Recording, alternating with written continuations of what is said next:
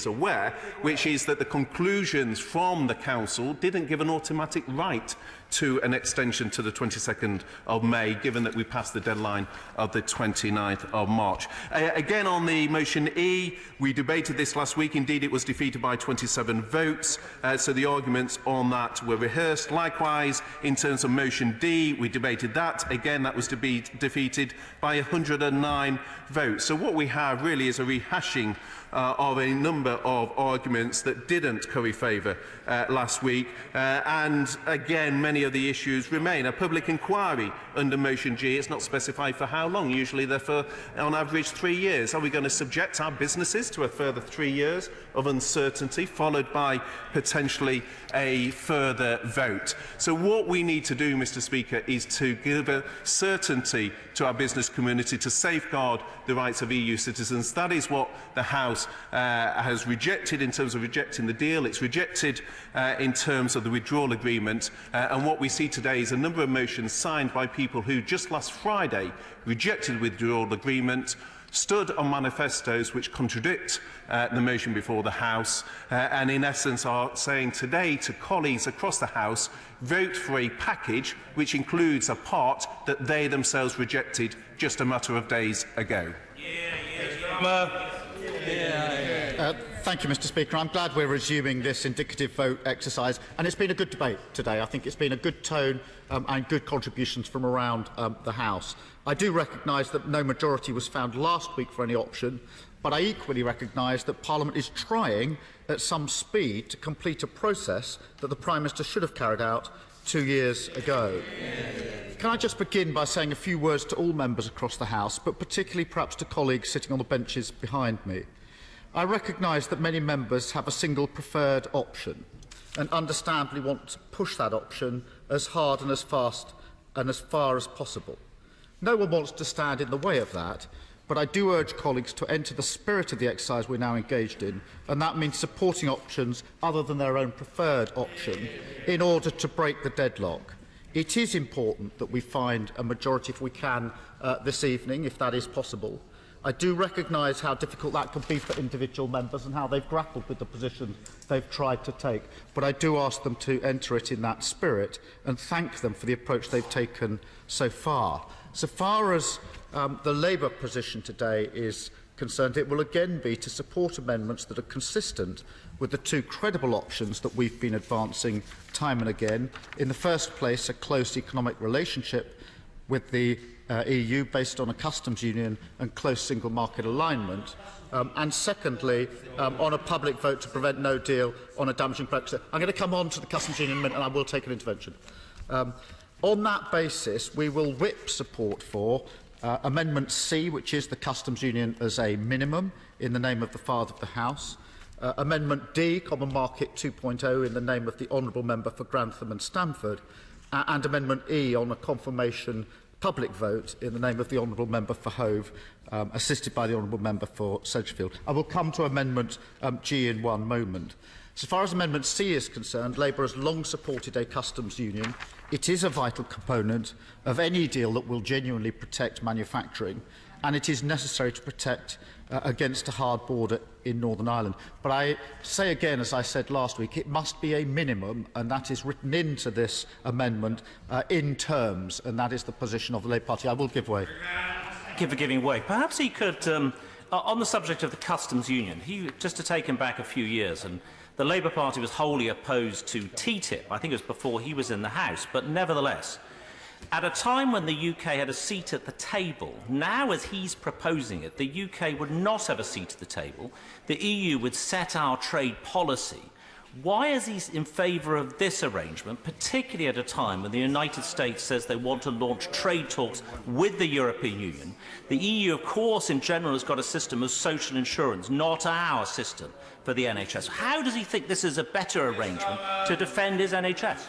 Well, I'm grateful for that intervention. It's a serious point, and before the Labour Party surfaced its proposition for a customs union, we had long and hard discussions with the EU about the sort of customs union that we were discussing. Not the customs union, but a customs union, and we looked at the influence that now is there for EU members and how you would devise a pillar that gave influence to a very close third party. I've stood here many times said that won't be easy, but that's why we've always said a customs union with a say, and it's not something we haven't sought to discuss with the EU, and it's very telling that when we put our proposal to the Prime Minister, the EU were very warm about the possibility of negotiating that. I take the point, but we've addressed that, I hope, in the way that we've approached a customs union.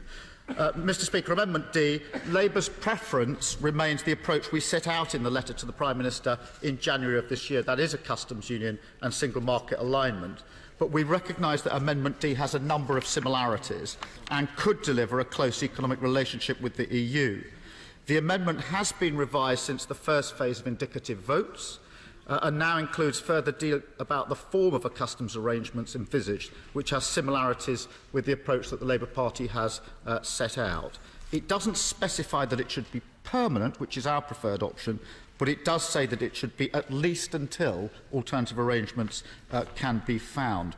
Now, there do remain differences between our policy position and Amendment D, but the amendment would allow for close economic partnership with the EU. It is a credible proposition, and it's on that basis that we will support it this evening. I won't, because I'm trying to make some progress. Mr Speaker, as far as Amendment E is concerned, we will support this amendment tonight because at this late stage it's now clear that any Brexit deal agreed in this Parliament will need further democratic approval. That is what this amendment will do. It would put a lock around any deal this Prime Minister forces through at the 11th hour or any revised deal that comes about at this very late stage. It would ensure that any Tory Brexit deal is subject to a referendum lock. In other words, it upholds the principle that any such deal must be confirmed by the public if we're to proceed. I do want to briefly finish by dealing with Amendment G, because I do understand the reason this is put forward, and I've had the opportunity to discuss it with the honourable and learned member for Edinburgh and the South West. Our focus today is on the way forward, which is why we're supporting the three amendments in place. G, in a sense, is a fallback if that exercise fails, and I do therefore understand why it's put forward. We won't be voting in favour of it tonight, but we do accept that this is an issue that is going to have to be confronted by this House in due course, and I will give way on that point. I'm really extremely puzzled as to the position taken by the Labour front bench here. We all have to compromise today. I'm going to vote for motion D, and I'm on the record as having concerns about it and saying it didn't go far enough.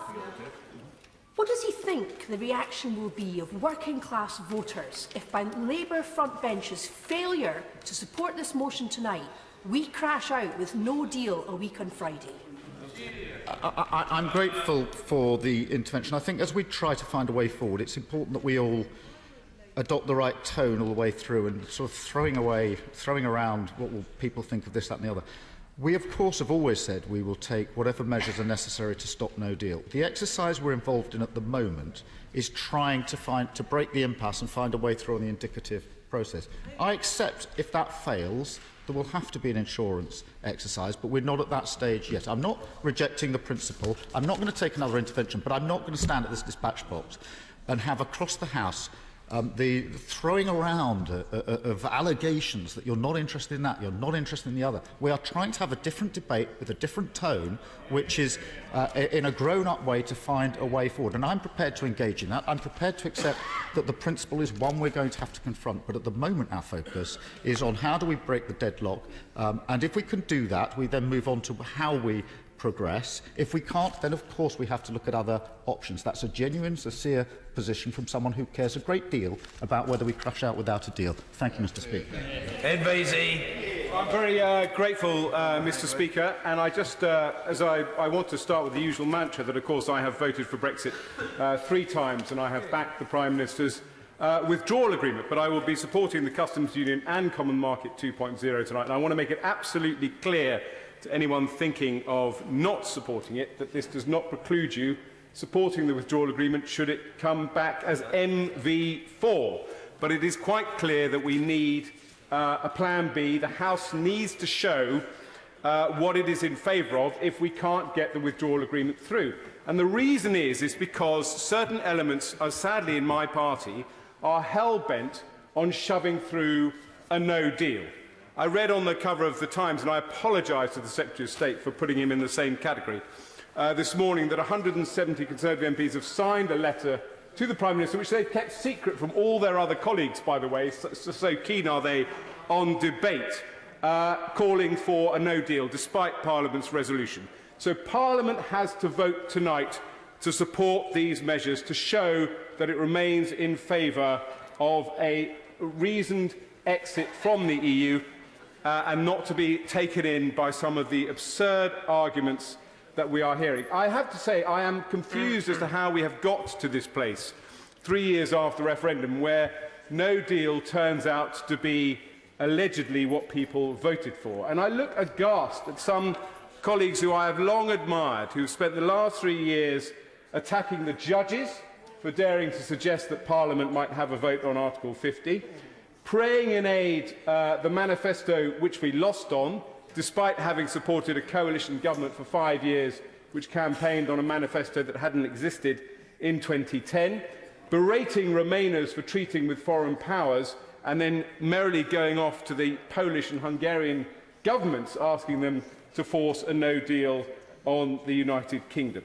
Because the fact is that too many of our colleagues have decided that they are the self-appointed interpreters of Brexit, and that anything that gets in their way has to be stopped. But when those of us in this House, and I count almost everyone in the chamber this evening, want to make reasonable progress and deliver Brexit in a reasonable way, the constitutional experts from the hard Brexit wing emerge to tell us that this is the biggest constitutional outrage, oblivious to the fact that one of their colleagues has called for the prorogation of Parliament to get through a hard Brexit, and has also called for a no-confidence vote in the government from which he still takes the whip. The fact is that we are seeking a compromise. I voted for the withdrawal agreement. It's been supported by Gove, Leadsom, Fox, Grayling, Lee, all people whose Brexit credentials cannot be second-guessed. For those who worry about the manifesto, it accords with the manifesto. But if we can't have the withdrawal agreement, we need a reasonable way to leave the European Union and deliver on Brexit. If you look at what the Brexiteers said during the Leave campaign, Norway was on the table, Switzerland was on the table, EFTA was on the table. This House wants to leave with a deal, but if we don't show tonight that we're in favour of a deal, I can guarantee you my colleagues will do their level best in the next 2 weeks to drive through a hard, no-deal Brexit. Williams.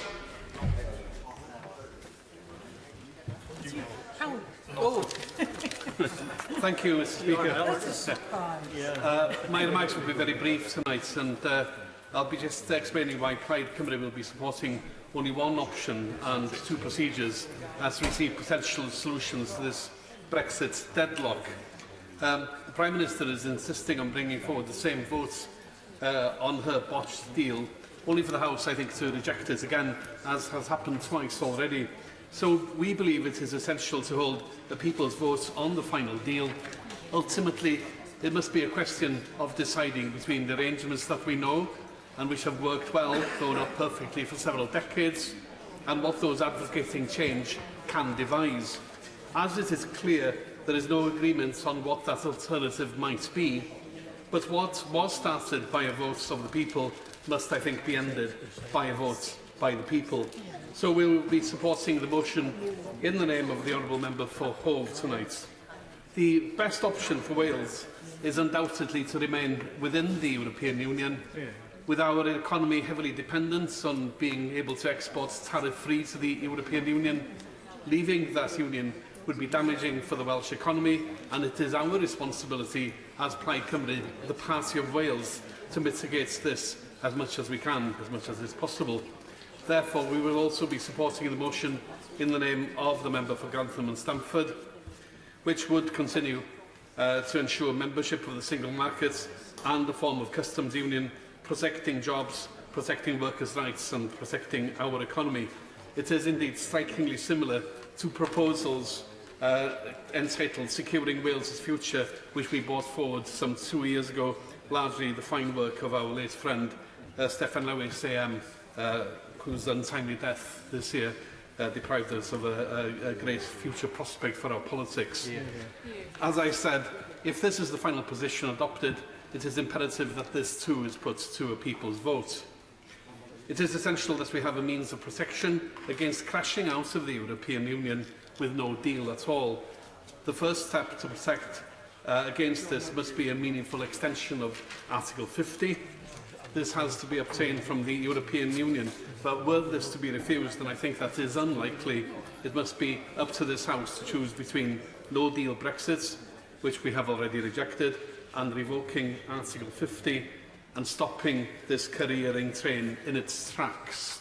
Therefore, we will be supporting the amendments in the name of my friend, the Honourable and Learned Member for Edinburgh South West. Thank you. Thank you. Last speech at 4 minutes. Greg Hands. Thank you, Mr. Speaker. I'm starting off by answering my right honourable friend, the member for Rushcliffe, I think, who said he hadn't heard a single argument against a customs union. But I give him credit for staying for the whole debate, because I'm going to give him plenty. He mentioned that, Mr. Speaker, I've been involved in a filibuster, and I counted my contribution to the Business of the House motion at 1 minute 13 seconds. Now, Mr. Speaker, that must be perhaps the shortest filibuster there's ever been. I did once speak for 1 hour 43 minutes on beer duty, but I think 1 minute 13 doesn't really count. So why, Mr. Speaker, is a customs union a very bad idea? Broadly speaking, huge loss of control over our own economic policy, a decline on our foreign policy influence, and a huge democratic deficit. Trade policy, Mr. Deputy Speaker, is not just about trade deals. It is about much more that we would be handing over to the European Union without a seat at the table. There's tariffs, there is remedies, there is preferences, as well as trade agreements. All of this, Mr. Speaker, would be given over. The House of Commons would abrogate its responsibility in relation to the UK's trade policy. And this is not Andorra or San Marino, which are in customs unions at the moment with the European Union. This is the world's 5th largest economy. Now, he and I were on the same side in the referendum in 2016, so I'm not approaching this as some kind of Brexiteer. I'm approaching this, Mr. Speaker, as what makes sense for the UK for our trade policy. And it makes no sense in our democracy for this House of Commons tonight to vote to hand over control of UK trade policy to Brussels. That would mean that a Maltese commissioner, a Latvian MEP, a Portuguese commissioner, a Slovene MEP, they would all have more say over UK trade policy than any elected UK politician. That would include the UK Prime Minister, Mr. Speaker. They would have more say over it. That is not democratically sustainable, nor is it sustainable for our foreign policy. He and I served in government together, and I went into various rooms, Mr. Speaker, in foreign countries, speaking to foreign governments.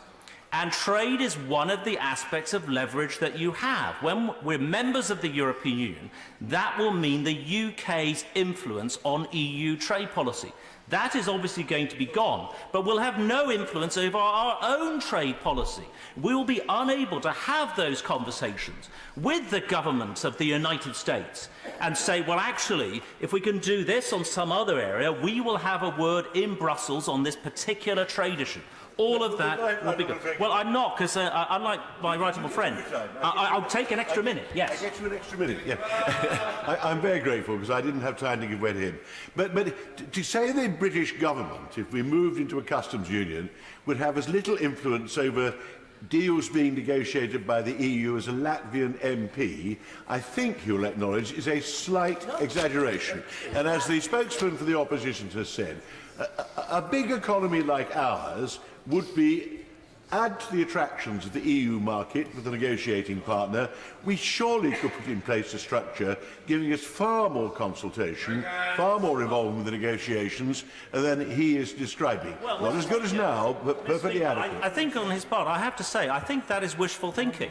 The European Union is highly likely to prioritise the interests of its members versus the interests of the non-members. That has always been the case. Also, there's serious arguments as to whether European Union rules would even allow a non-member to be of influence on EU trade policy. I'm afraid that is just a fact.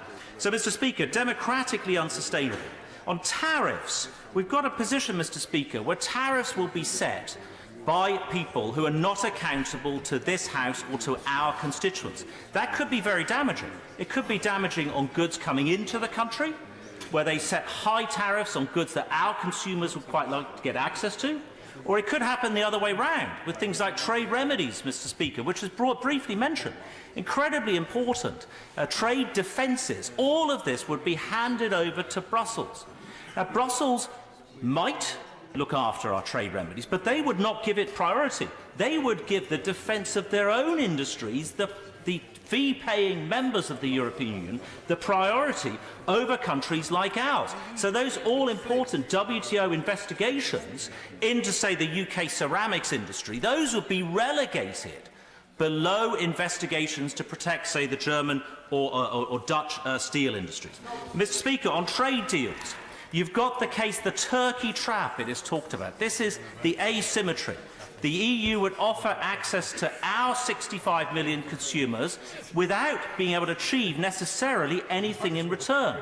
And you can guarantee it that the UK asks would be the ones that will be dropped first, and the UK items of defence would be the ones the EU would concede first. That is inevitable, because we would not be a fee-paying member of the European Union. We would not be a priority for them. I'll give way, yes. Saved him from the clock. I'm listening very carefully to my other friend, and I have a lot of respect for him, and I have read his article, and I've listened to every speech so far during today's debate. I understand what he doesn't want, which is the customs union. But bearing in mind that Parliament has yet to decide what it does, has rejected all other options, and the Prime Minister's withdrawal agreement and political declaration, what is he arguing for? I continue to argue, Mr. Speaker, for the Prime Minister's agreement, and that is where I think that we should head. I think that is the best compromise. People talk about a compromise. That is the best compromise that he and I have both voted for. Mr. Speaker, on a couple of other points in relation to trade agreements, I was astonished that the Labour front bench is supporting this idea of handing over our trade policy. They were the people most passionately against TTIP and other trade agreements due to the access it would supposedly have given foreign companies to the NHS.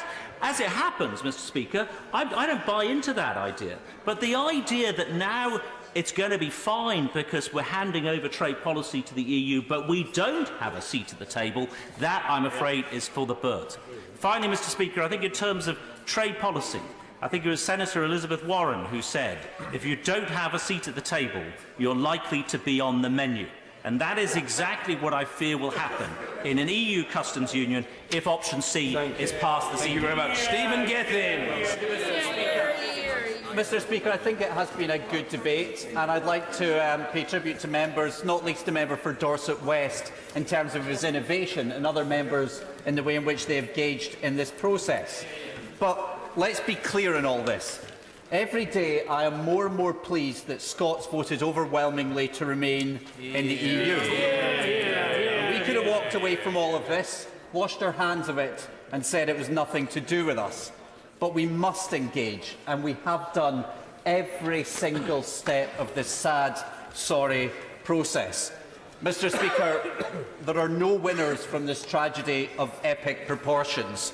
This is a horror show, and this is all about us trying to make things less bad rather than better. Absolutely. But one thing that has come out of this is that this is a government that seemed to be uniquely bad at minority government and uniquely bad at reaching out to other parties, and this process is forcing us to talk to each other in a more meaningful way. Now, the SNP did not vote for an EU referendum. We did not vote to trigger Article 50. and we can see why. I'm pro-European. It's a force for good that's made us wealthier, safer, greener and fairer. I'm somebody who has benefited from our membership, from freedom of movement, Erasmus and the privileges and rights that we have as European citizens. But we have to engage in what you, Mr Speaker, were right to call part of a process. So in terms of the first, can I first of all congratulate my honourable and learned friend, the member for Edinburgh South West, for her proposal. It is a responsible proposal. And frankly, I think anybody who is opposing this tonight is being irresponsible. No deal is a dangerous Brexit. It is a damaging Brexit. And for those who call it a clean Brexit, I say this. It is the messiest Brexit possible. But this is also the best option, the reason we will back it. It is the amendment to revoke Article 50 as the reset clause. And frankly, I'm astonished that the Labour Party haven't been able to support this tonight. And I have to say that disappointed is the least possible I can say on that. We're also in favour of a people's vote, and I'd like to support the member for Hove. And as somebody who wants to campaign to remain in the EU, I would look forward to doing so. Can I just make reference to the end for the member for Grantham and Stamford and pay tribute to the way that he has engaged with us in this process? I hope he doesn't mind me saying that I want to remain in the EU, he wants to leave. We disagree profoundly on many issues, but the way in which he's tried to engage with us, I was very, very grateful for, and I know my honourable friends were very, very grateful for the way that he's conducted this as well. We'd like to see a referendum. I also think a long extension is the right way to take these things forward as well. But in particular reference to his reassurances around freedom of movement and the particular situation in which Scotland finds itself has been incredibly important to us, and I would like to acknowledge that. That's not a wholehearted endorsement, and as he rightly pointed out, there will be a time further down the line, hopefully, when there are amendments and other purposes to that as well. But, Mr Speaker, we can no longer be held hostage by a small band of Tory extremists on this. Now, this is not the end of the line today. This is not the end of the line. I would appeal that members support the motion in the name of my honourable friend, the member for Edinburgh South West. But in conclusion, we must find a way forward. We should right now be debating poverty, climate change, austerity. Instead, we are focused on the least worst options and damage limitation. We shouldn't be doing that. And it's time for us to put this Brexit nightmare behind us. George Eustace. Thank you, Mr Speaker. For some time I favoured... Honourable gentleman's pardon. My apologies to the honourable gentleman. A 3-minute limit now applies, as the honourable gentleman was advised earlier. George Eustace. Thank you, Mr Speaker. For some time I favoured a simpler and swifter Brexit, based on us leaving the European Union but rejoining the European Free Trade Association, and in so doing making our existing rights and obligations as a signatory to the treaty establishing the EEA operable. It would mean that we would have no customs union, would have an independent trade policy, would be outside the CFP, outside the CAP, but would accept regulatory alignment to reduce border friction. My particular amendment, Mr Speaker, was not selected, but I can say that this evening I will now support motion D, in the name of my honourable friend, the member for Grantham and Stamford, the so-called Common Market 2.0 option, for reasons I will come on to. But, Mr Speaker, there were two ways of addressing this issue of Brexit. One was to self-confidently resolve from the beginning that we would leave as a third country and prepare on that basis and be willing to leave without an agreement if necessary, and I would have supported the Prime Minister in that had she seen that through. But if it was the case that the Cabinet always believed that we could not leave without a deal, then they had to recognise that that would require significant compromise with the EU, which in turn would require the development of a cross-party consensus in this House. Now that the Prime Minister and her Cabinet have signalled that they are unwilling to leave under a no-deal scenario, we must try to secure a consensus. Last Friday, the Prime Minister's withdrawal agreement was defeated for a third time, but the vast majority of members on this side of the House voted for the withdrawal agreement, albeit unenthusiastically in many cases. And my contention this evening is that those honourable members who were willing to take a second look at the withdrawal agreement should also take a second look at Common Market 2.0. because certainly it envisages a temporary customs union, but so does the withdrawal agreement, first through the implementation period, then through a probable extension to the implementation period, then finally through the backstop. The motion also envisages some regulatory alignment through membership of EFTA and the EEA, but this would be dealt with expeditiously under this motion. Under the withdrawal agreement, the UK is already committed to align its regulations in relevant areas, and the extent to which we have border checks would be dependent on any divergence from that.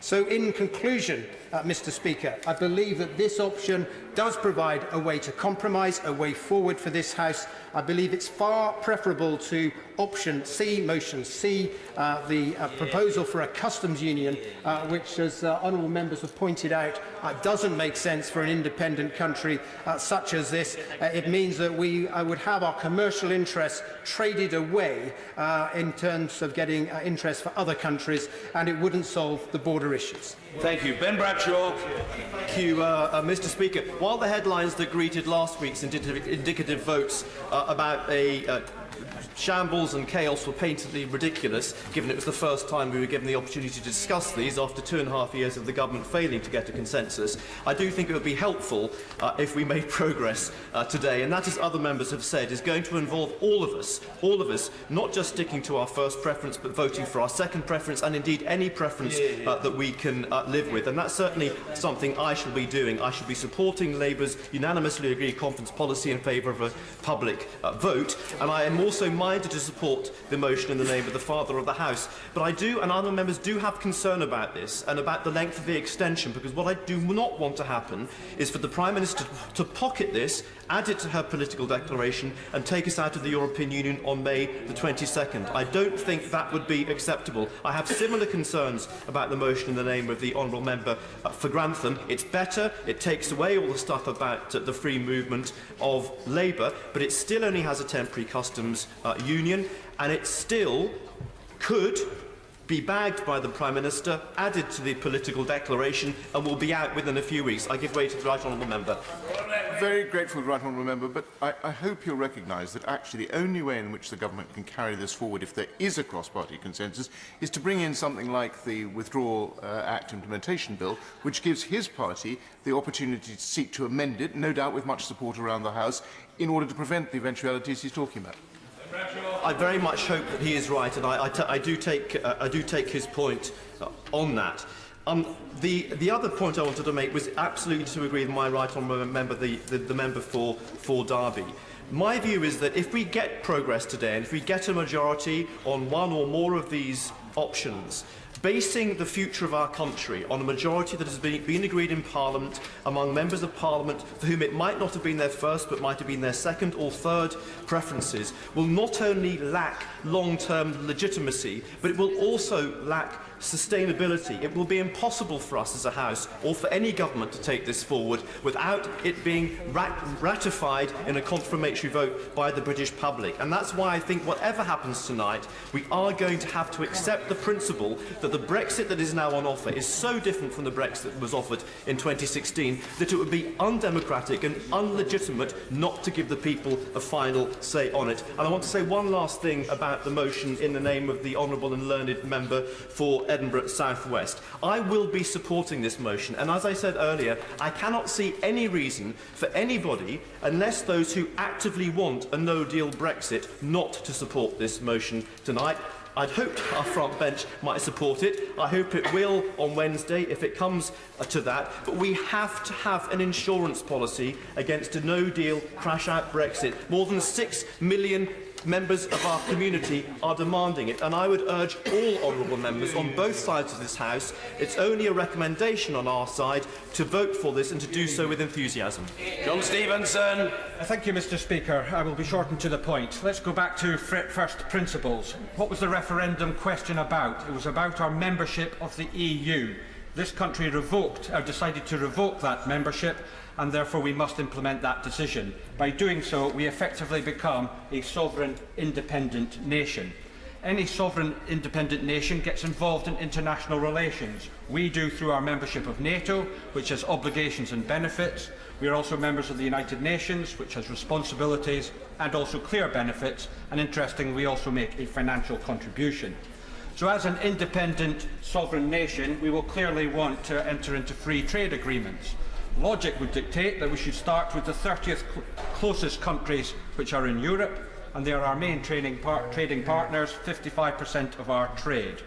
Any agreement we would want: no tariffs, we would want regulatory alignment, a market of 500 million people, some of the richest in the world.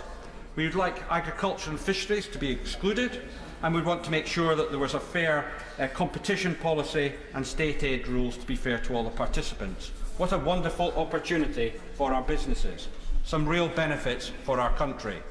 But clearly there may be some obligations, quite rightly there should be. What about payments, contributions? Quite rightly we would make contributions to the actual institutions, we might even make contributions to poorer regions to help them develop, but there would be a very significant saving from the amount we pay in relation to our present arrangements. What about free movement?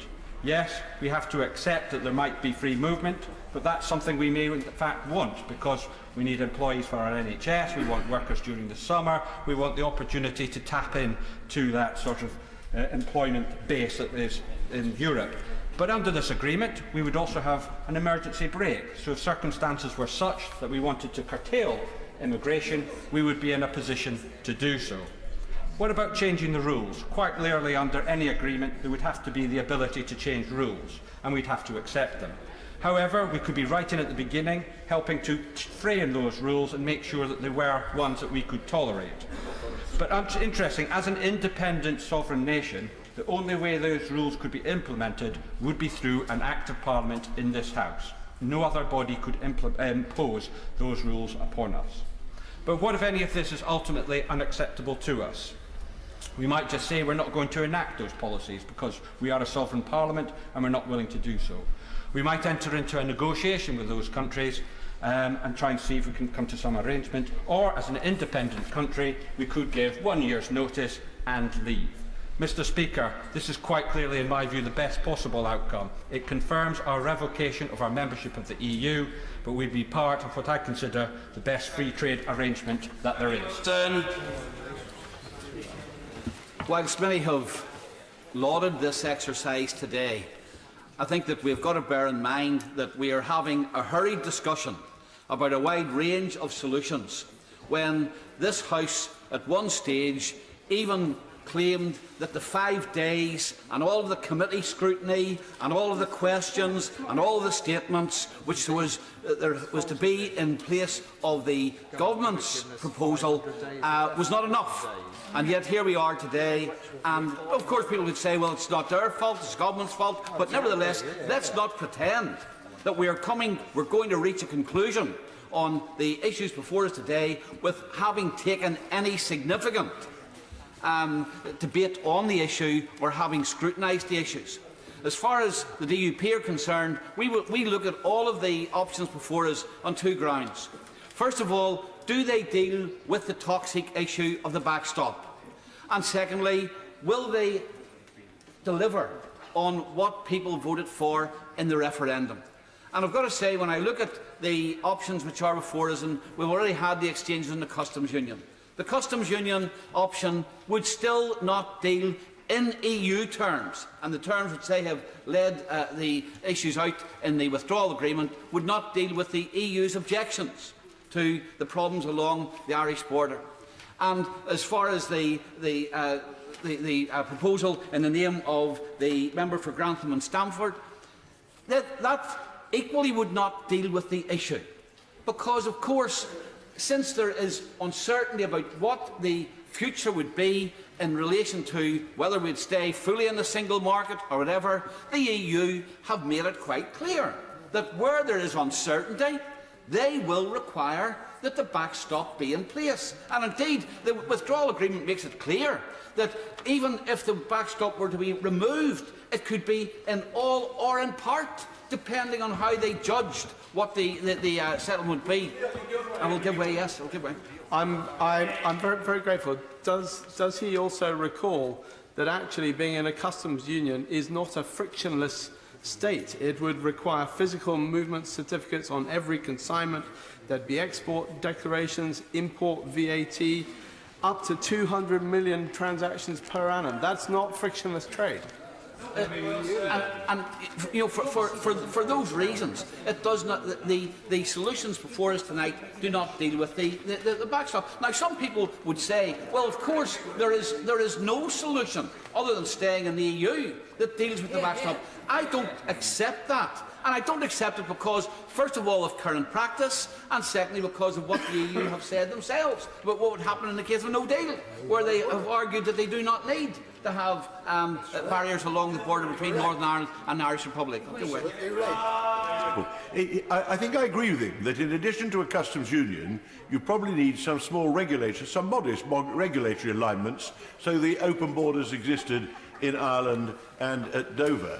But the regulatory alignment would be the same for the whole of the United Kingdom.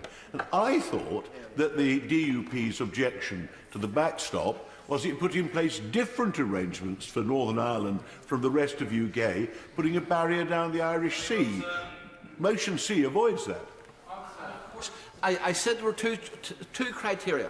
First of all, did it deal with the issue of difference between Northern Ireland and the rest of the United Kingdom? And secondly, would it deliver on what people voted for when they voted to leave the EU? And of course, if we stay in the customs union or a customs union arrangement, if we stay with the degree of regulatory alignment which is required, then of course that would not deliver on what people have voted for. And could just maybe deal with the amendment regarding the complementary public vote. And the option which is emerging here today would be we would put a deal to the people, probably a deal to the people of the United Kingdom based on whatever compromise solution came from this Remain Parliament, or we would vote to remain. Now that, quite frankly, is not a choice. That is not the choice that people, the vast majority of people who voted to leave the EU is concerned. Remain or half remain. People voted the first time to leave. And therefore, even the idea that somehow or other we're giving people a choice is would not be acceptable.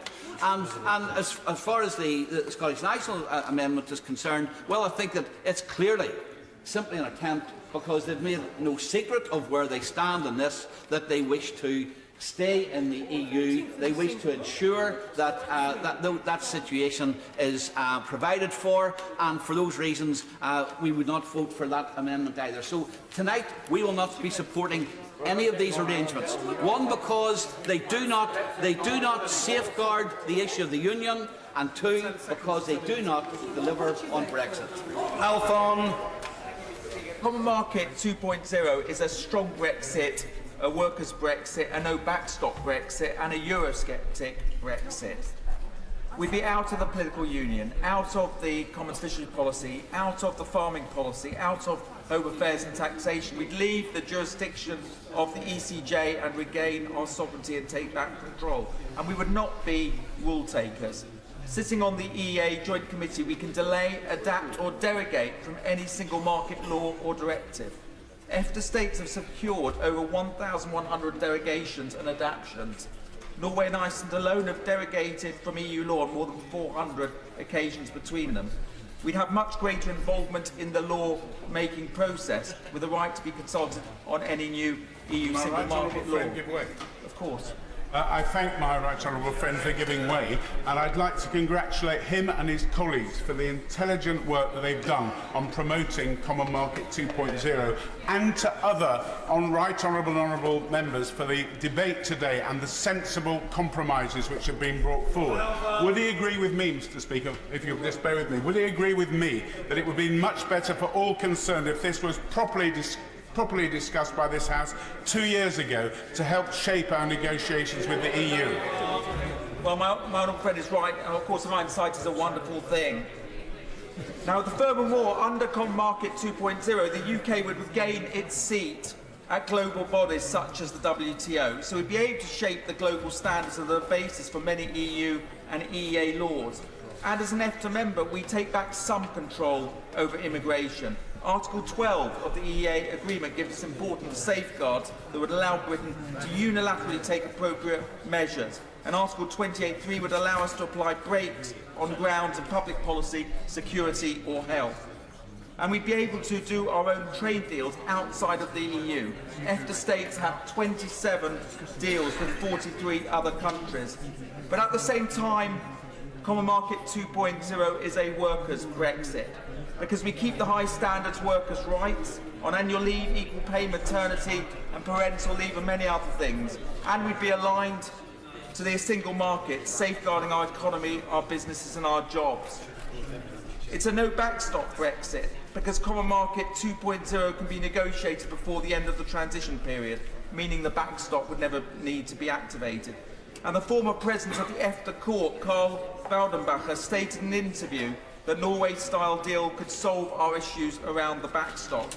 There's also no backstop because we would mirror customs or union arrangements until the frictionless border is solved. But it's a unifying Brexit. Common Market 2.0 brings together the support of Remainers and Leavers across the parties, from the Honourable Member for Cambourne to the Member for Briggan-Gall to the members from Manchester Central and Aberystwyth. King's College London University report about changing attitudes to Brexit shows that the most popular option is a Norway-style deal, and it's gaining traction. Since 2017, support for EFTA has increased to 43%, and among Leave voters, 34% opted for EEA option in 2018, up from 24% in 2017. It's been supported in the past by many principled Eurosceptics. I won't give way because there are a lot of others who need to speak. Just in conclusion, Mr. Speaker, the government said last week that we leave the European Economic Area automatically when we leave the EU. Yet in a January 2017 application for a judicial review of exactly this issue, the government conceded in court at paragraph 16D of its legal submission that the legal position argued by the applicant, Mr. Adrian Yallen, that we do not leave the EEA automatically, but by giving an Article 127 notice was in fact correct.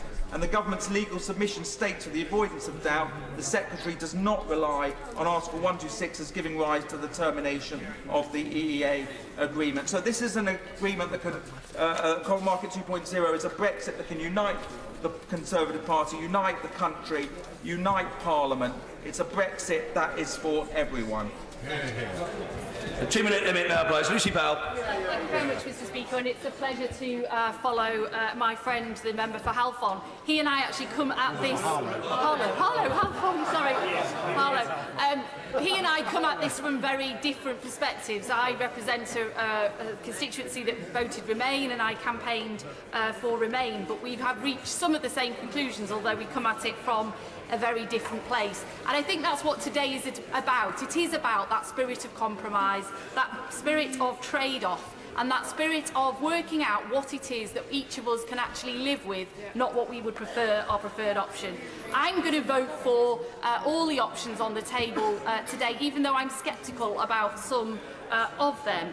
Because my biggest fear, Mr. Speaker, my absolute biggest fear at this stage is that we are going to be heading for no-deal Brexit on the 12th of April unless this House can come to a view about something that it is for. Ideally more than one thing, but at least something that it is for. And I think it's highly unlikely that the EU would give us a longer extension or would even contemplate that if we are still locked in this indecision vortex that we've been locked in for so long. So everything does have its trade-offs, and I think not least when you actually put forward a complex compromise position that has been so carefully put together by my friend, the member for Grantham and Stamford, and others, it's very easy to take target at different points in that, to say I'm against that little bit, I'm against that little bit, and therefore I'm not going to vote for it. Nothing is perfect.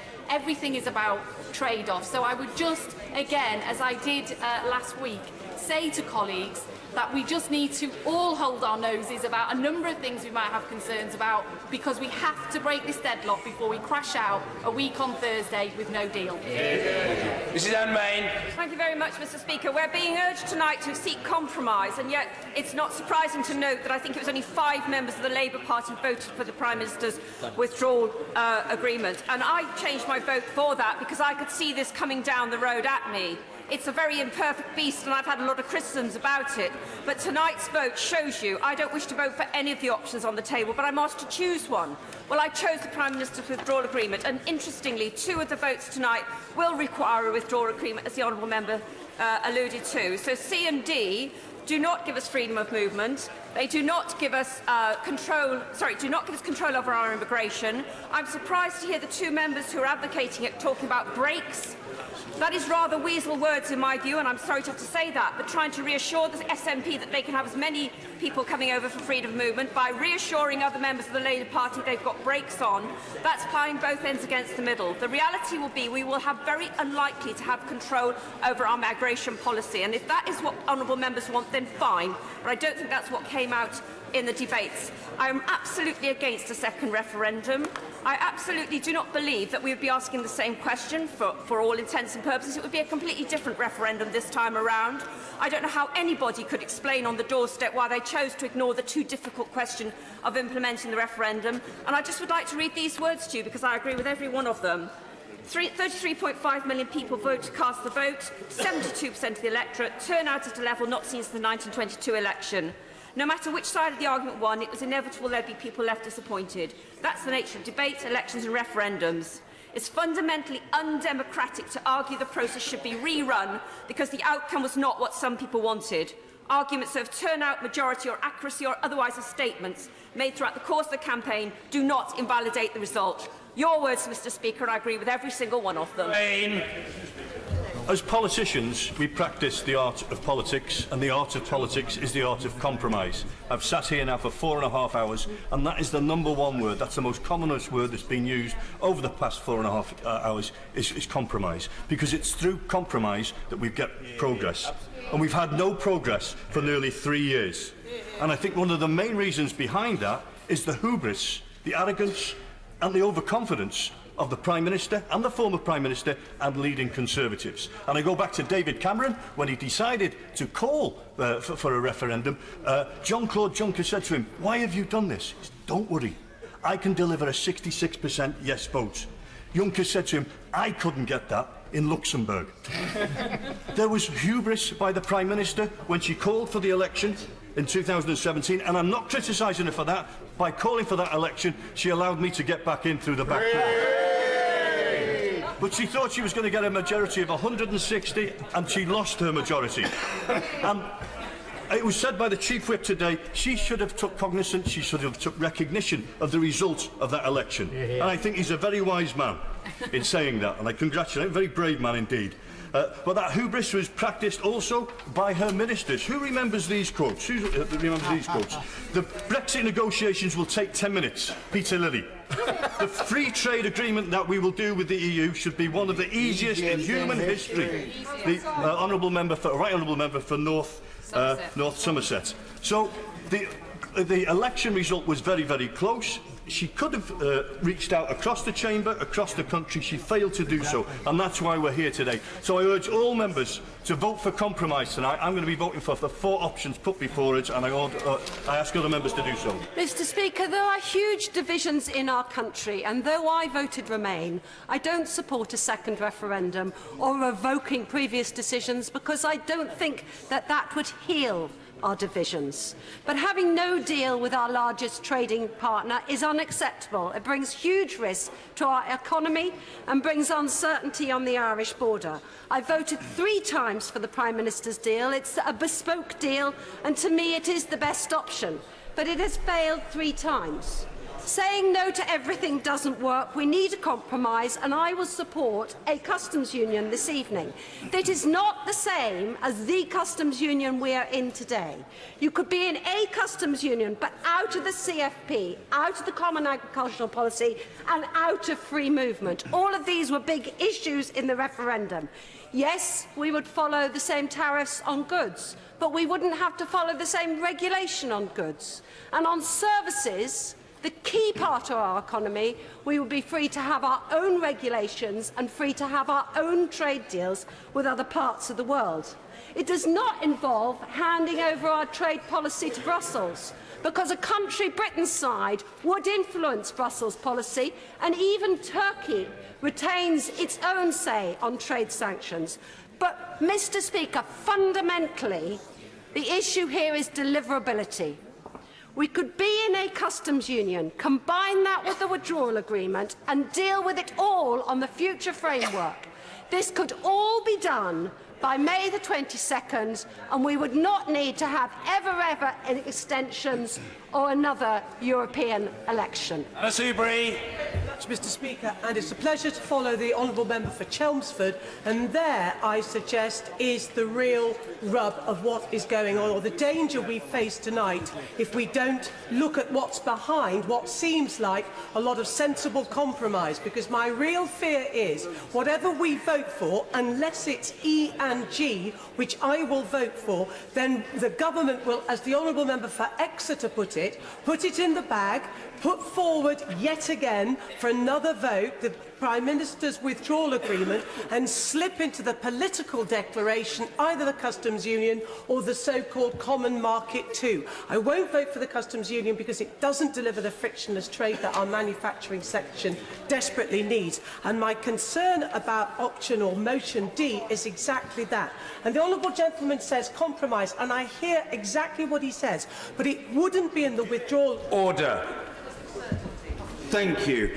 Colleagues, voting forms are available from the vote office and in the division lobbies. Voting, as colleagues will know, is about to start at the end of this statement/stroke announcement and will continue for 30 minutes from the moment it starts. I'll repeat now what I said the other day for the avoidance of doubt and for the sake of clarity. The forms look very similar to deferred division forms, except that they're blue, and they will list the title and letter of the selected motions. The text of the motions is in the order paper. Colleagues, members with surnames from A to K should hand their forms in the I lobby at the relevant desk for their surname, and members with surnames from L to Z should hand in their forms in the No lobby at the relevant desk. As with deferred divisions, members may not, I repeat, members may not vote aye and no to the same motion. If this happens, the vote will not be counted. As with deferred divisions, members may not hand in forms on behalf of other members. Each member must hand in his or her own form. Members with proxy votes in operation will need to get their nominated proxy to hand in their form. A short note is available in the vote office confirming these arrangements. I will announce the results in the chamber as soon as they're ready. Those results will be published in the same way as deferred divisions on the Commons Debates website and app, and in Hansard, showing how each honourable member voted on each motion. Voting is due to start now, and colleagues have 30 minutes to cast their votes. The sitting is suspended. Order. Order.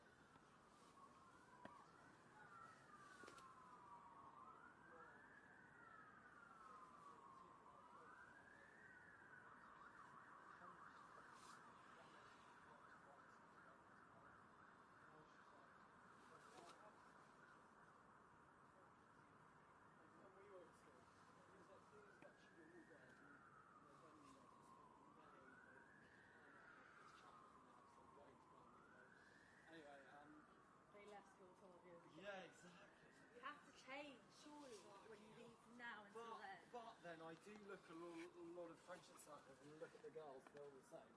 Daisy and her mates, who were all actually exactly the same. It's self-entitled, like, spoiled nature compared to other girls who are.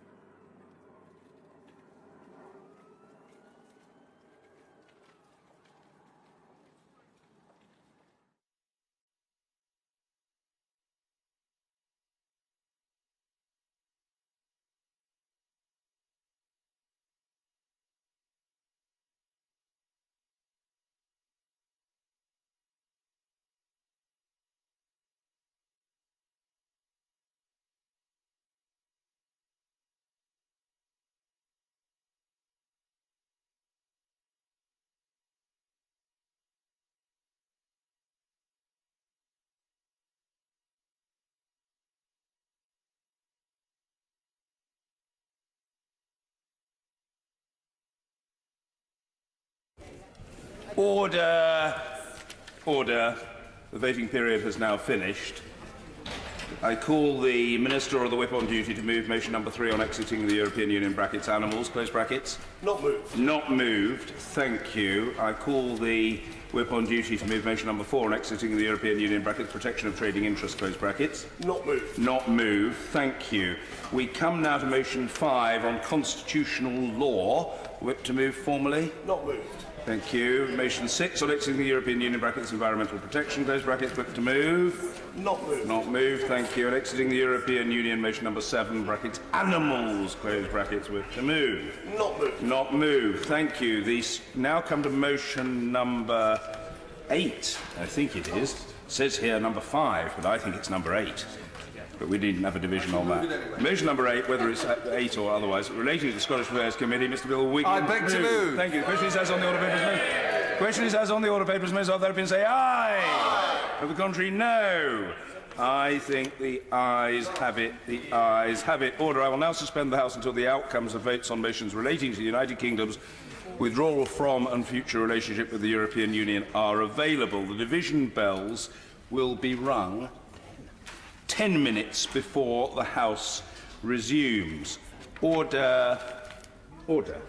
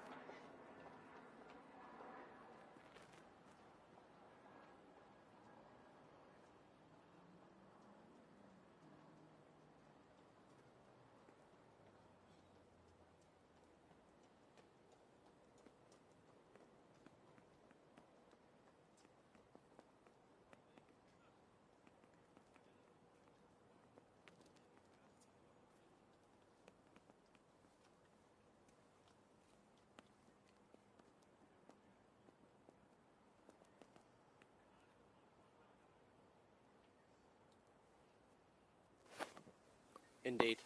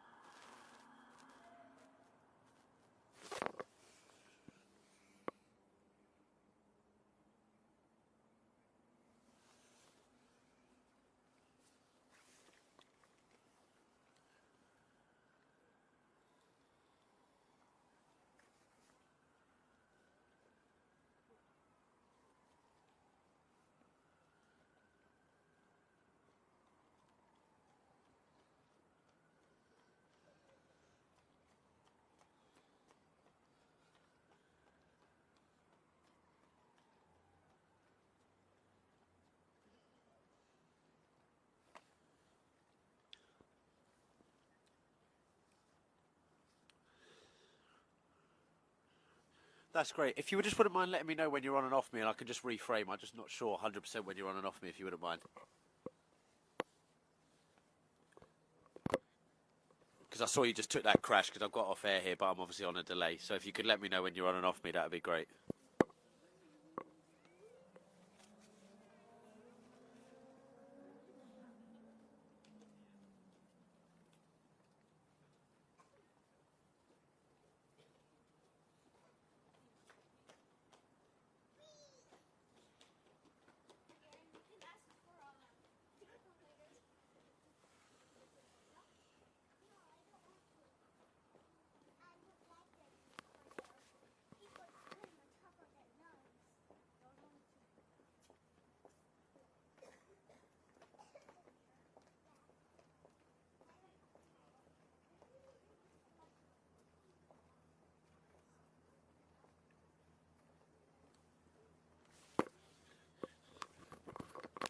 No worries.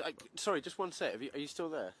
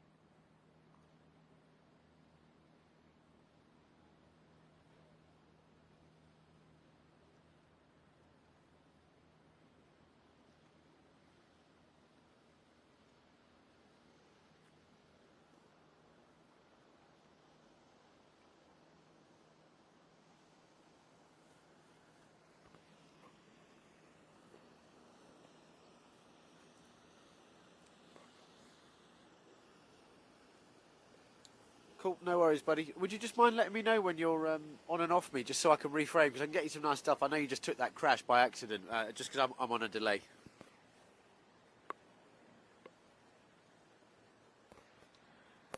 No, that's fine. No worries, buddy. No worries.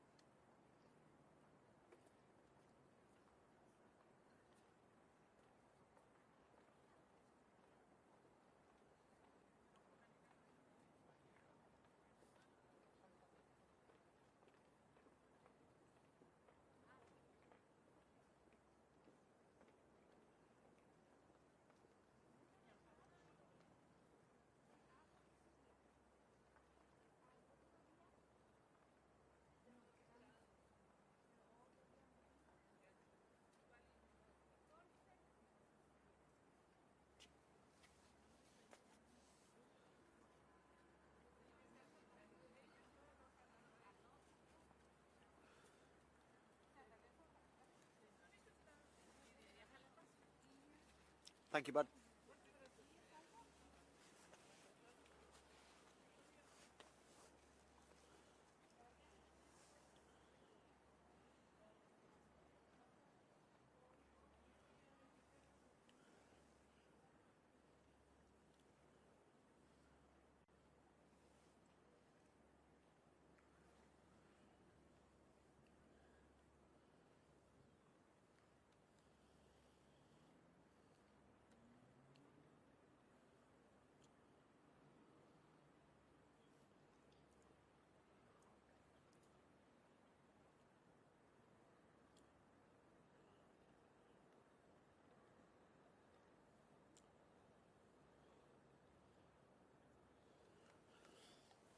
Thank you.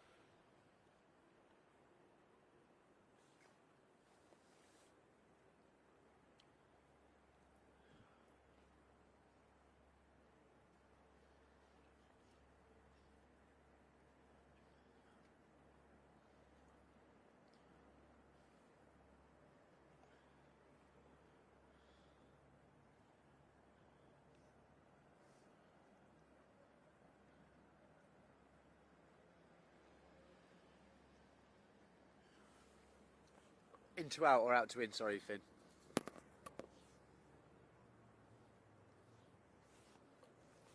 Agreed, yeah, if that's cool with you.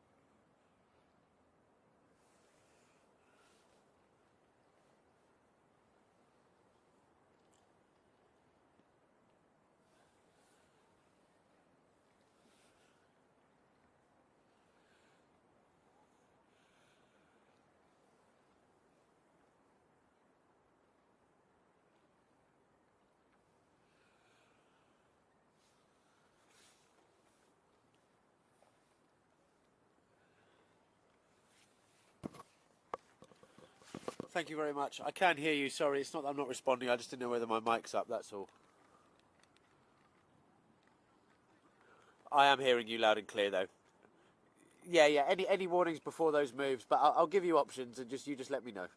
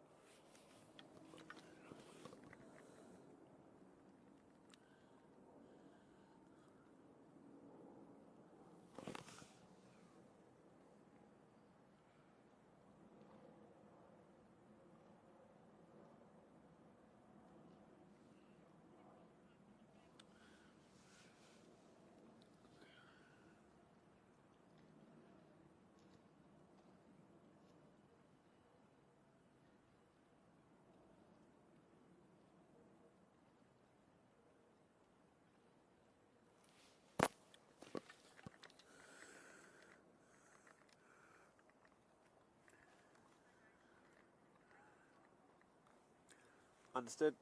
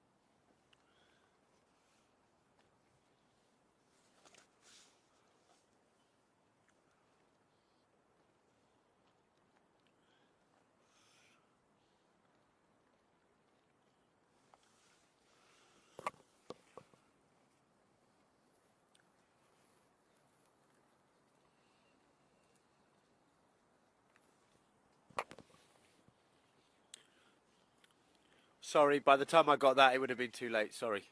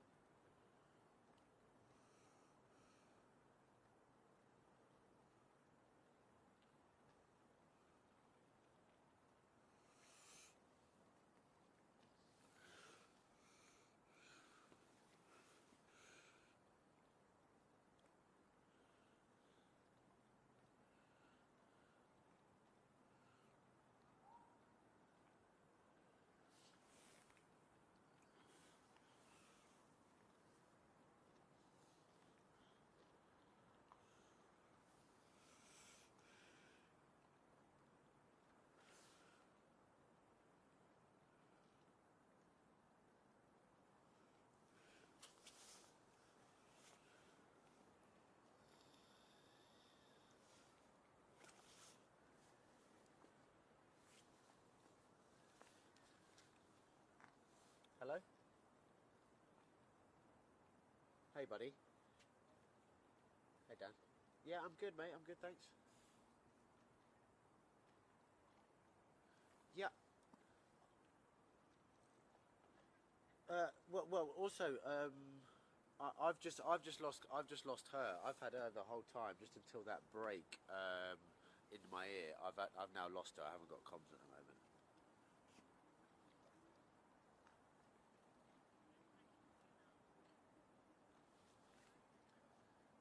Hello. I've got her back now. I've got her back. Okay, I'll call you back, Dan. Call you back.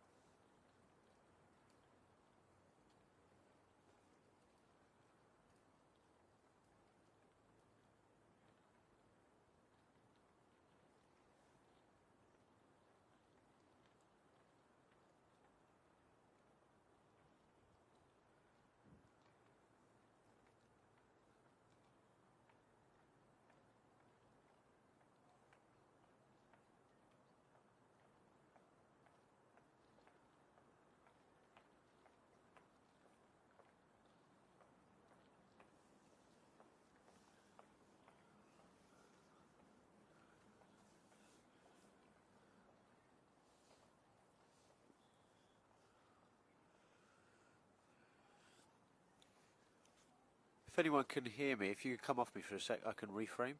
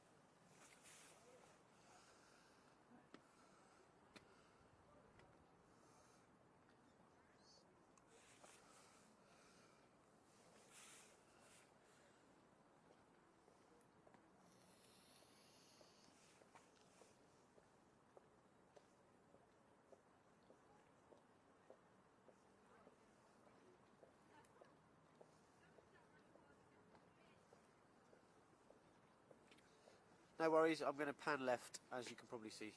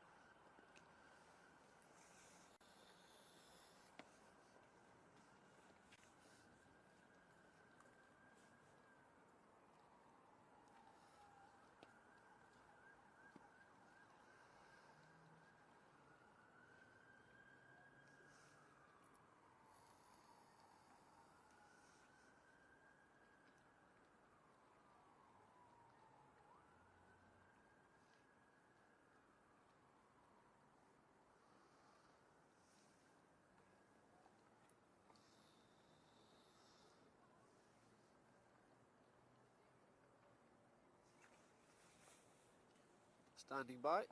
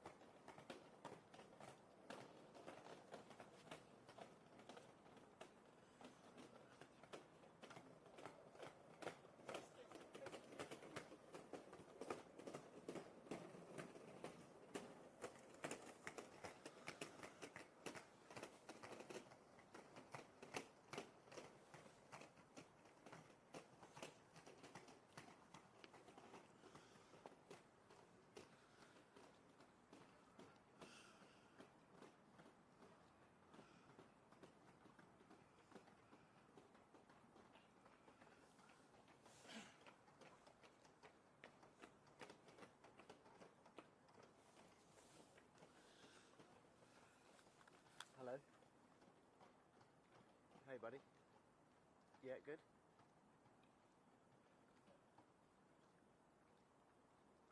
Yeah.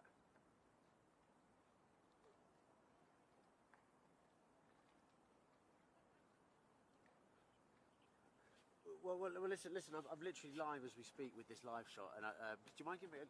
It's absolutely fine, mate. Give me 5 minutes. I'll give you a shout back. You on the news desk? Cheers, Joe. Thanks, man. Bye.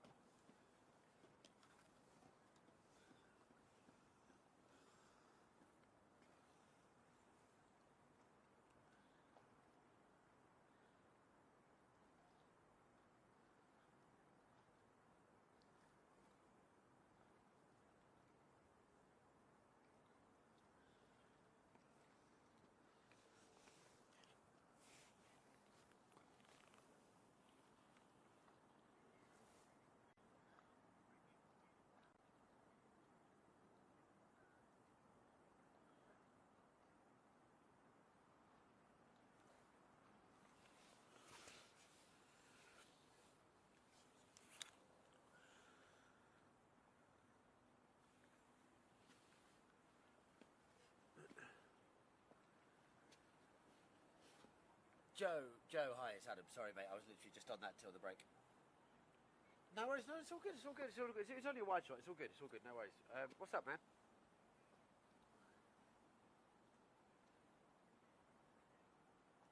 Yeah. Yeah.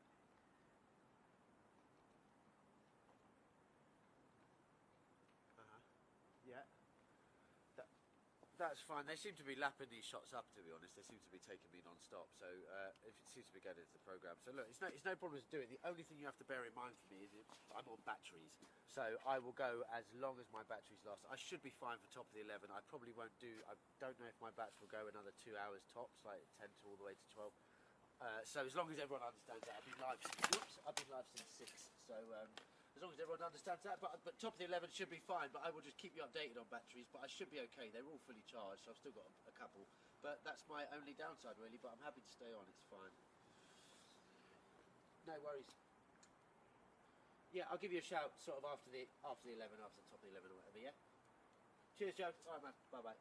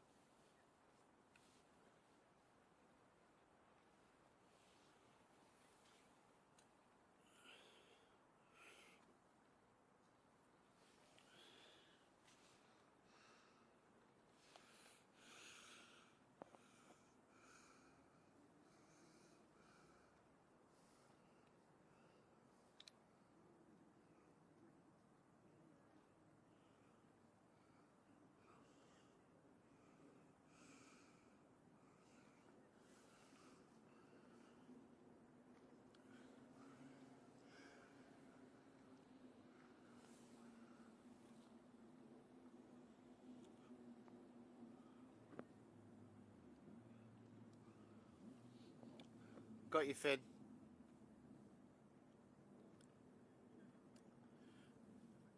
So this way here, yes.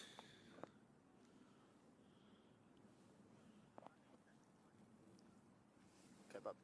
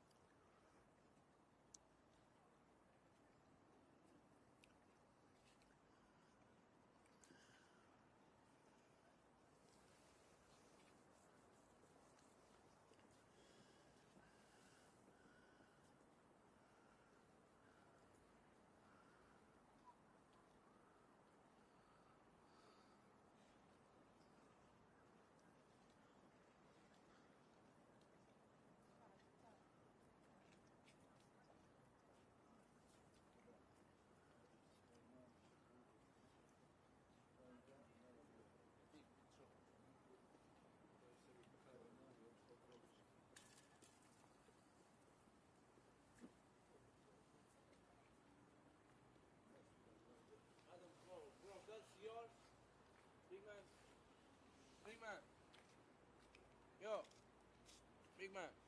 I'm working, man. Sorry. It's yours? Yeah. Was there on the floor, man? Over there, was it? Yeah, it was Okay, there, man. thank you very much. Yeah. Thanks, man. Thank you.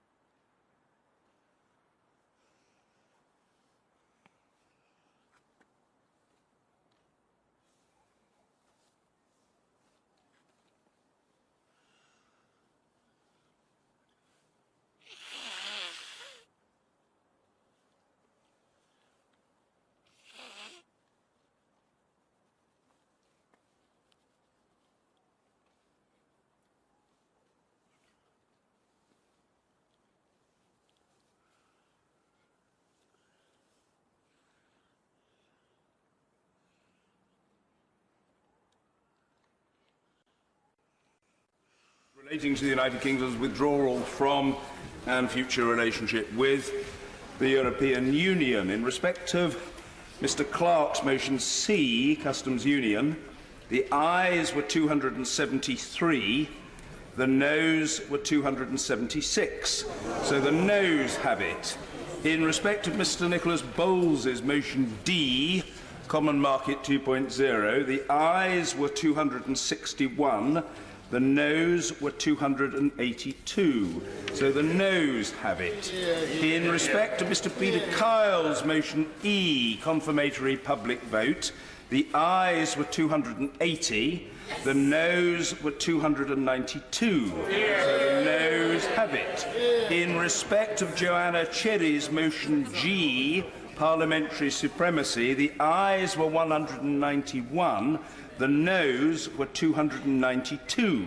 So the noes have it. The lists showing how honourable members voted will be published in the usual way on the Commons Vote app and website and in Hansard. Points of order. Yes, the Secretary of State. Point of order, Secretary of State, Mr. Stephen Barclay. On a point of order, Mr. Speaker. This is now the second time the House has considered a wide variety of options for a way forward. It has once again failed to find a clear majority for any of the options. And yet the result of the House's decision on Friday not to endorse the withdrawal agreement means that the default legal position is that the UK will leave the EU in just 11 days' time. To secure any further extension, the government will have to put forward a credible proposition to the EU as to what we will do with that extra time. This House has continuously rejected leaving without a deal, just as it has rejected not leaving at all. Therefore, the only option is to find a way through which allows the UK to leave with a deal. The government continues to believe that the best course of action is to do so as soon as possible. If the House were to agree a deal this week, it may still be possible to avoid holding European parliamentary elections. Mr. Speaker, Cabinet will meet in the morning to consider the results of tonight's vote and how we should proceed. Thank you, Secretary of State. Point of order, the Leader of the Opposition, Mr. Jeremy Corbyn. On a point of order, it's disappointing that no solution has won a majority this evening. But I remind the House that the Prime Minister's unacceptable deal has been overwhelmingly rejected 3 times. The margin of defeat for one of the options tonight was very narrow indeed, and the Prime Minister's deal has been rejected by very large majorities on 3 occasions. If it's good enough for the Prime Minister to have 3 chances at her deal, then I suggest that possibly the House should have a chance to consider again the options that we had before us today in a debate on Wednesday, so that the House can succeed where the Prime Minister has failed in presenting a credible economic relationship with Europe for the future that prevents us crashing out with no deal. Thank you to the Leader. Yes, point of order, Mr. Ian Blackford. Thank you, Mr. Speaker. It would indeed be an outrage if the government sought to bring back its deal. It really is about time that the government accepted reality, that the deal that the government put forward has been defeated 3 times, with the largest defeat in parliamentary history. Mr. Speaker... No, the right honourable gentleman is entitled to be heard, and believe me, notwithstanding the shouting from a sedentary position, he will be heard. That's the be-all and end-all of it. It's as simple as that. The right honourable gentleman will be heard. Mr. Ian Blackford. Thank you, Mr. Speaker. I acknowledge that I'm disappointed that tonight that we haven't won with revoke, with having a people's vote and a single market customs union. But the reality, Mr. Speaker, is that these votes on 2 occasions have won by a very small number. And we need to try and see where we can find consensus and work together. But fundamentally, from us that represent seats in Scotland, we voted to remain in the European Union. And tonight, Mr. Speaker, a vast majority of Scottish MPs have voted to revoke Article 50. A vast majority of Scottish MPs have voted for a people's vote. A vast majority of Scottish MPs have voted to stay in the single market and customs union. It is crystal clear to us from Scotland that our votes in this House are disrespected. And it's becoming increasingly clear to the people of Scotland that if we want to secure our future as a European nation, then we're going to have to take our own responsibilities. And, Mr. Speaker, the case is this. Sovereignty rests with the people of Scotland, not with this House. The day is coming where we will determine our own future, and it will be as an independent country. Thank you. Yes, I'll take a point of order from Mr. Nicholas Bowles. On a point of order, Mr. Speaker, I have given everything to an attempt to find a compromise that can take this country out of the European Union while maintaining our economic strength and our political cohesion. I accept I have failed. I have failed chiefly because my party refuses to compromise. I regret, therefore, to announce that I can no longer sit for this party. Oh, Nick, don't go. Come on.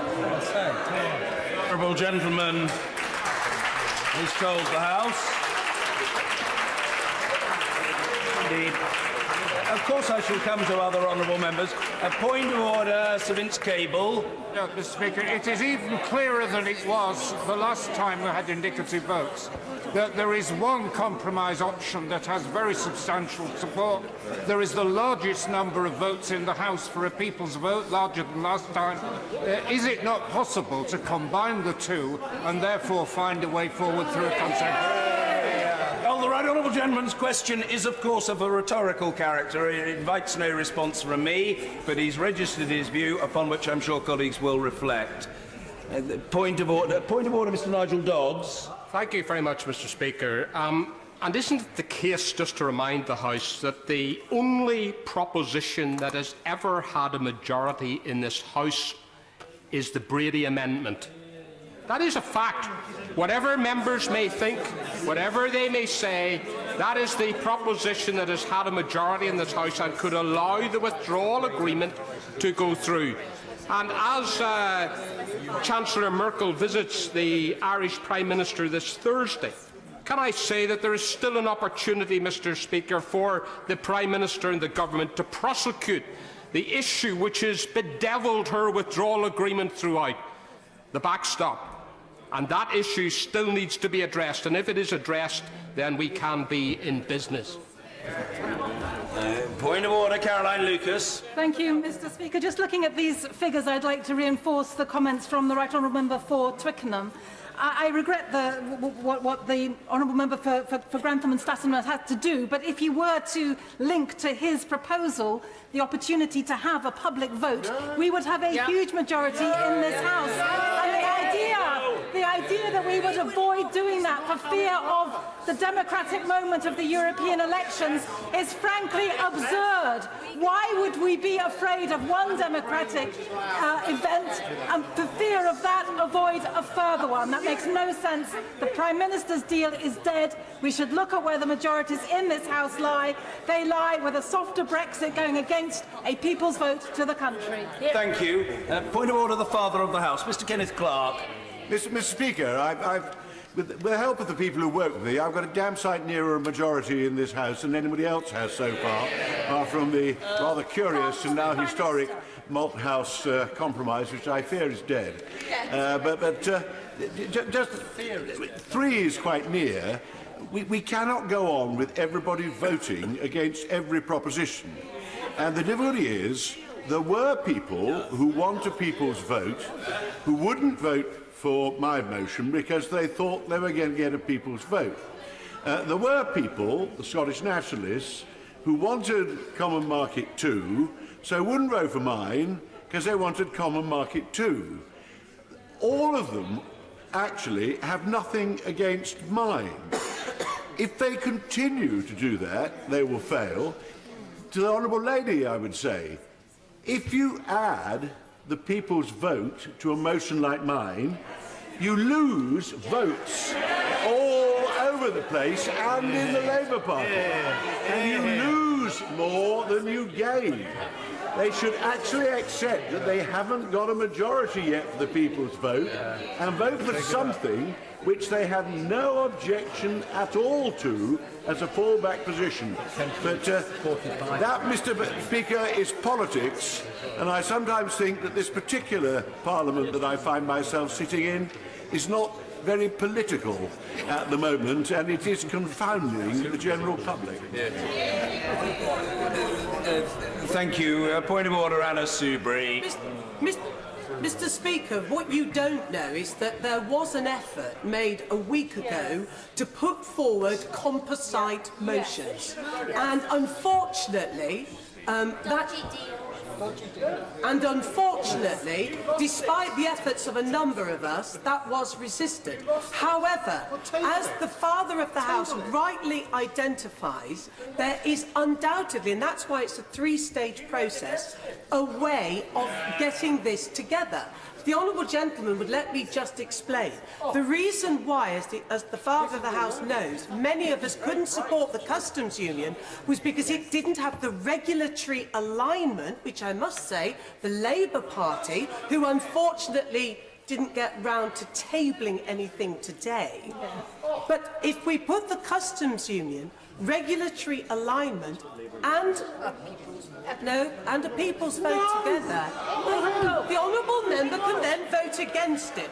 But if you look at the figures, and if I could have the honourable gentleman not yelling in my ear, there is every chance on Wednesday we can find a compromise. And Mr. Speaker, the other thing that needs, yes, but it needs to be said, I am very upset, as I'm sure many others are, at the honourable member for Stamford and Grantham, who is a fine champion for his community, to making the decision that he has made. But he's wrong, because he has been right to do what he's tried to achieve. And the reason his motion failed was because it didn't have the longevity of being in the withdrawal agreement.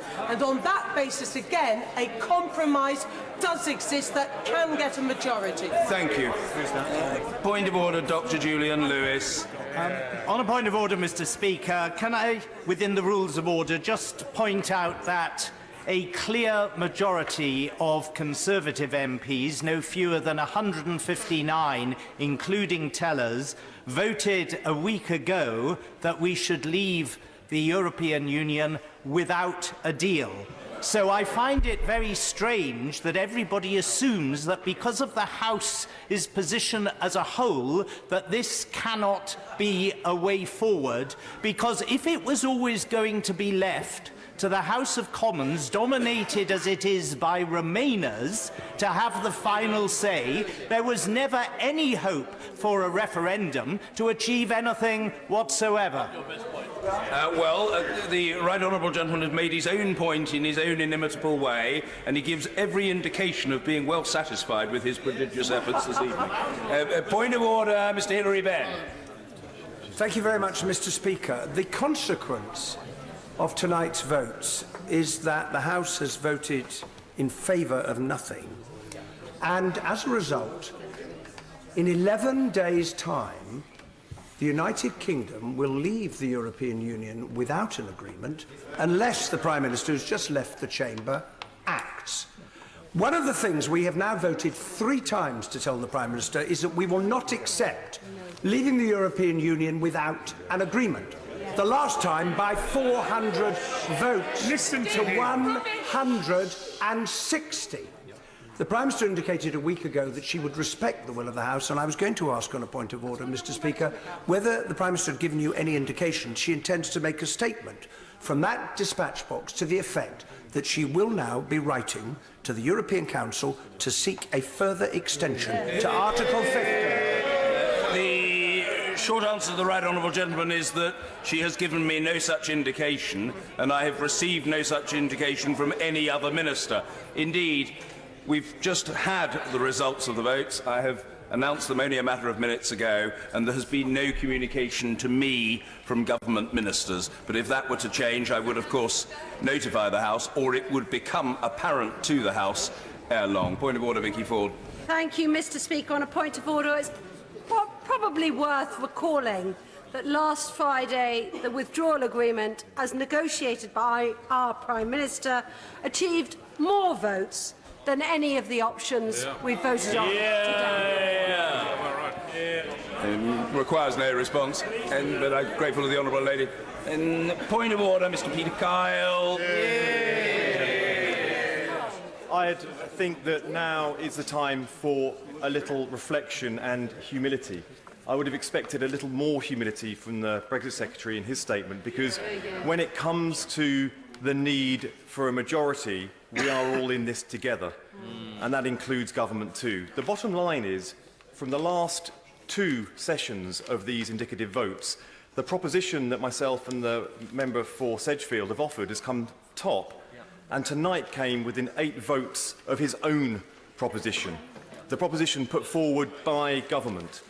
Is now not the case. If there is not a majority for anything outright, Mr. Speaker, we have to start looking to see how minorities in this House can be brought together in order to get the blockage that is within the House of Commons sorted, so that we can move forward as our politics can move forward, the Commons can move forward, and our country can get the resolution it needs. Mr. Speaker, can you help guide us how government can start acting with humility, reaching out and working with those of us with propositions rather than sticking to its guns?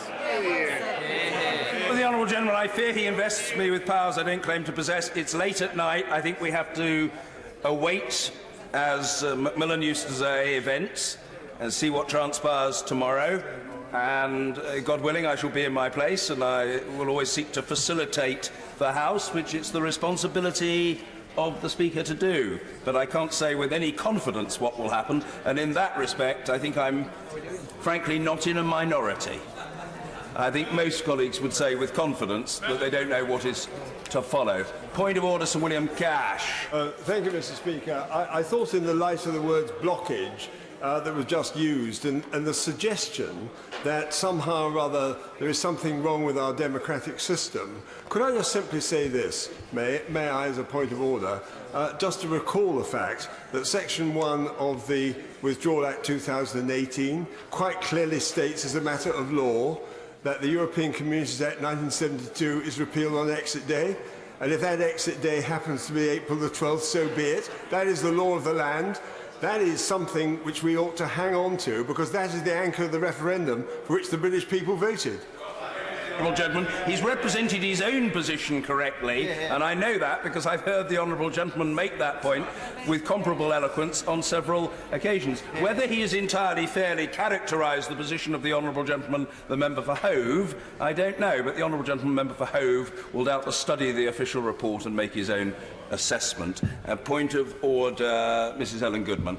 Thank you very much, Mr. Speaker. This is obviously a very disappointing evening for all of us. Unlike some of the other people who've made points of order, I'm not going to promote the merits, great though they are, of the motion put forward by the Father of the House. But I just do want to point out that the government has an opportunity tomorrow to bring something forward to resolve this. The House has another day on Wednesday, and we might consider how we best use that, perhaps by looking at some different way of addressing these problems. We've got the time booked, so although this is desperate and last minute, this is not the end. Thank you. I'm grateful to the honourable lady. Point of order, Sir Peter Bottomley. Mr. Speaker, this point of order may involve you. The most popular, the motion which had the greatest number of votes was E on the confirmatory public vote. Although that, as my honourable friend has pointed out, was fewer than the number of votes for the Prime Minister's deal on Friday, can I invite you to consider whether you would get party leaders together to see whether those two could be put as a run-off with a free vote across the House? Always reflect on points that colleagues make to me, but I'm not anticipating what might happen in days to come. The honourable gentleman has made his own point in his own way. I don't mean it in any unkind or discourteous sense, but it's a point I've heard floated in parts of the popular prints in recent days, but that doesn't invest it with a validity which it might otherwise lack. Point of order, Mr. Gareth Snell. Thank you very much, Mr. Speaker. I profess myself upset that the Father of the House's motion came within 3 votes, particularly given that 5 members of my own party who profess to want us off to Brexit voted against it and could have made a decisive impact on tonight's decision. However, Mr. Speaker, what I would ask of you is, given, as the point my friend from Bishop Auckland has made, we are having this again on Wednesday, are you able to give us any early indications of what procedure on Wednesday will look like, when motions can start to be tabled, and whether there will be a new way of looking at this in order to see if we can come to some conclusive outcome? I'm grateful to the honourable gentleman. The only early indication that I can give him is that I think it is reasonable, on the basis of what was passed earlier today in the business of the House motion to suppose that the Right Honourable Gentleman, the member for West Dorset, will be carefully contemplating the intended procedure for Wednesday. Specifically, I think it's reasonable to expect that he will be looking to table a business of the House motion, and from that the Honourable Gentleman will gather what the Right Honourable Member for West Dorset has in mind. Colleagues will be able to take a view about that. Moreover, just as colleagues have spoken to each other in recent days, bidding for support for particular options, it is open to colleagues to communicate with each other about these matters before Wednesday, and I rather imagine that they will do so. Precisely what procedure is envisaged, I can't say, nor is it self-evident that there can be only one procedure proposed. There may well be a number of alternative ideas circulating in colleagues' minds, and I can't say more than that. We will have to see. Well, there's nothing very significant about that. There's a sort of knowing grunt from somebody on the Treasury bench as though something remarkably significant or suspicious has been said, but neither of those things is so. Point of order, Mr. Graham-Jones. Mr. Speaker, to follow on from my honourable friend's comments from Stoke Central about the influence that you may have on the business of the House motion, if any, on Wednesday, given the fact that we need now to be brutal about this. We need to look. The Prime Minister's deal was last defeated by 58. That's the worst option, so that gets taken off the table. Are we going to have an eliminatory process? Customs Common Market 2 lost by 21.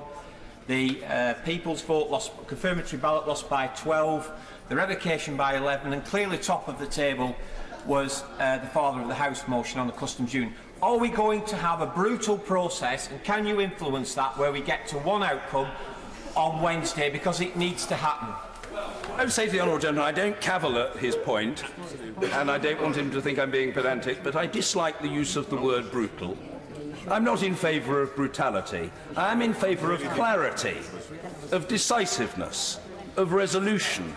And insofar, well, he doesn't need to apologise, insofar as that requires some concentrated thinking, I agree with that. Look, some colleagues will be pleased with the outcome of tonight's vote. The Honourable Gentleman Member for Shipley is noisily yelling his approval of that observation, beaming as he stands by me. Other colleagues are disappointed. We are where we are. Nothing has won tonight. In what do I take comfort? Well, Roger Federer put on a majestic masterclass in Miami last night, so I'm happy about that. And of course I'm happy that although nothing won tonight, and here in this chamber, and at the Emirates, Arsenal did win 2-0. So, you know, I just have to content myself with that for tonight. I appreciate that Newcastle members won't be so pleased, and we shall have to see what happens tomorrow. I'm sorry that I can't add, but I feel that colleagues have ventilated their points, and it's right that they should do so, and I don't think we can advance matters further this evening. So what I suggest is that we